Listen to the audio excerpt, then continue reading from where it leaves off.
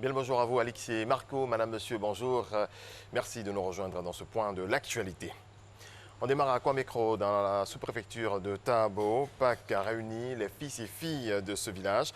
On pense également développement, avec notamment l'extension de la localité et l'installation du nouveau chef constitue le point de ce nouveau départ. Walter Amadou Ouattara. Kwamekro, situé à environ 3 km de Tabo.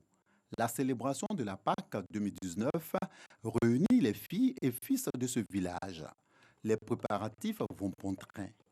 Les habitants de Kwamekro ne manquent pas d'évoquer leurs besoins au plan socio-économique. On a besoin d'aide. Les femmes veulent se prendre en compte. On fait des cultures de vivriers et autres, mais on n'a pas d'aide. Bon, les vieux et les vieilles personnes sont là, on fait des champs.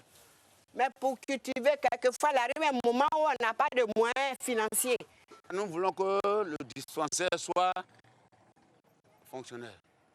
Le comité de gestion du village a défini une trentaine de points d'action de développement dans les domaines de la santé, l'éducation, l'emploi des jeunes, l'extension du village.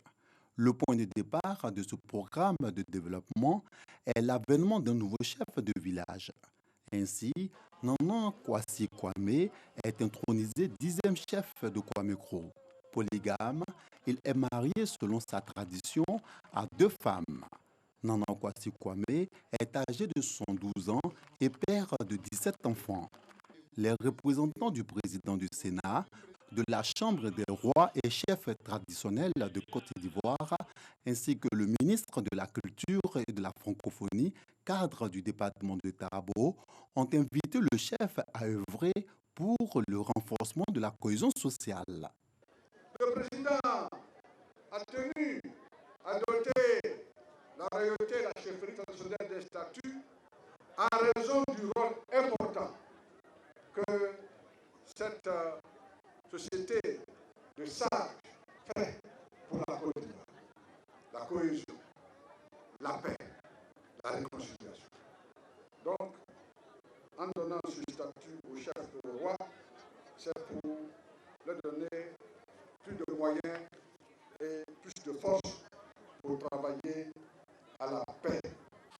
Les artistes tradimodernes baoulés ont apporté une note de gaieté à cette intronisation. La Marine nationale a initié une journée dédiée au personnel, à son personnel et à leur famille. Un moment de détente avec balade nautique. L'objectif est de découvrir le quotidien d'un marin au travail. Sidonie Davila. La Marine nationale est en fête. Au cours de cette célébration, la 3e du genre, elle a ouvert ses portes aux populations, principalement à leurs familles, pour leur permettre de s'imprégner de leur réalité l'instant d'une journée. Balade nautique de la lagune en mer en compagnie de 3 patrouilleurs de la Marine nationale de 8h à midi. Au cœur de cette fête, qui s'est achevée par un dîner gala, une thématique développée autour du numérique présentée comme solution permettant d'atteindre l'autonomisation de la femme dans la société. Le numérique devient un outil indispensable au développement de l'humanité car il rapproche les peuples et les civilisations. Il est également un vecteur de transmission, de connaissances et d'informations. La femme étant un agent de développement, il conviendrait qu'elle s'approprie, qu'elle ait la maîtrise du numérique et qu'elle se familiarise avec cet outil. Ambiance festive lors de cette soirée rythmée au son des répertoires vibrants de la Marine nationale. De quoi à faire danser les premiers responsables. Noël Gnagno est le nouveau chef du canton Pakolo dans la région du Gao. Il a été installé samedi par les autorités administratives. Anciennement chef du village de Doja Nyuan, il dirige désormais une vingtaine de villages. Noël Gnagno, chef de canton mais aussi journaliste au service économie de la RTI. Le CITA, Salon international du tourisme d'Abidjan, démarre le 27 avril prochain. Une vingtaine de pays attendus. Le site qui va abriter l'événement est fin prêt. Le commissaire général Jean-Marie Sommet est allé faire le constat. Walter Amadou Ouattara nous en parle. Depuis le 2 avril dernier est en cours l'aménagement du site qui va abriter le Salon international du tourisme d'Abidjan, CITA. Ce site, situé à quelques encablures de l'aéroport international Félix Houphouët-Boigny, a subi une transformation. L'espace va accueillir 300 exposants issus d'une vingtaine de pays. C'est une superficie d'environ 35 000 m² prévue pour 22 chapiteaux de différentes tailles, 9 salles de conférences et 6 salles ludo-éducatives. Ouvriers et chefs de chantier sont à la tâche. Même tous les chapiteaux principaux sont montés, l'essentiel est fait. Ce sont les accessoires qui restent. Donc nous serons prêts, je dirais, en temps réel. Le commissaire général du CITA, Jean-Marie Sommet, visite le site afin de s'imprégner du bon déroulement des travaux d'installation.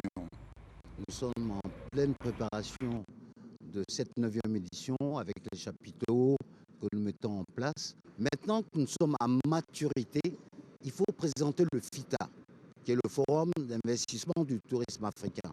C'est pour ça que beaucoup de pays viennent pour exposer, nous donner aussi leur expérience dans tout ce qui est financement. Nous sommes pleins à 98%, sans faire de publicité. Ça veut dire que le salon a pris une certaine renommée, tant ici en Côte d'Ivoire qu'à l'étranger. Du 27 avril au 1er mai prochain, 100 000 visiteurs sont attendus au Salon international du tourisme d'Abidjan. Le droit d'entrée est de 1 000 francs CFA. On part à présent au Mali. Au moins 12 soldats ont été tués dans une embuscade à Guiré, dans le sud-est du pays, près de la frontière avec la Mauritanie. C'est ce qu'ont annoncé les autorités maliennes.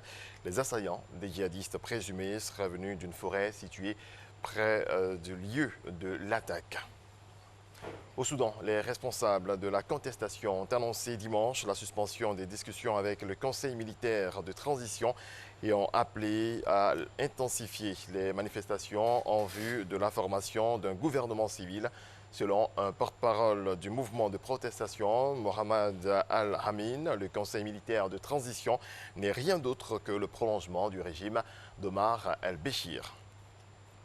Au Soudan du Sud, en 6 ans, la guerre a fait près de 400 000 morts. Selon une étude publiée en 2018, la guerre fait des ravages, mais pour les habitants, le plus grand danger est souvent de ne pas avoir accès à un médecin. Regardez.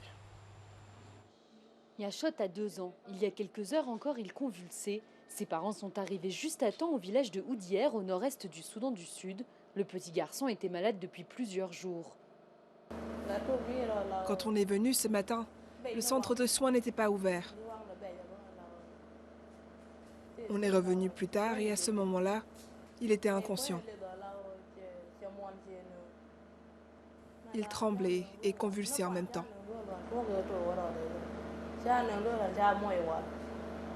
Yachot a pu être sauvé, mais tous n'ont pas eu cette chance.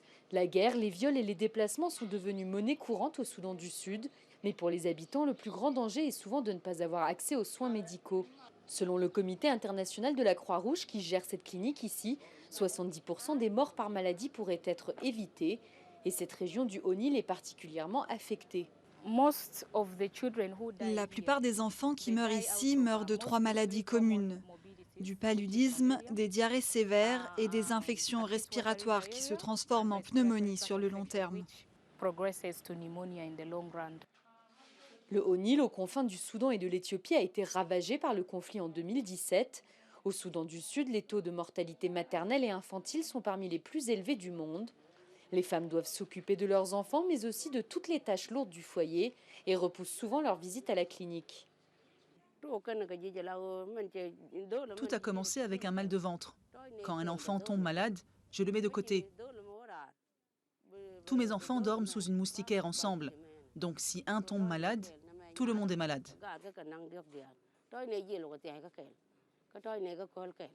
La clinique ne peut pas soigner tout le monde. Par manque de matériel, impossible ici d'opérer ou de faire des transfusions sanguines.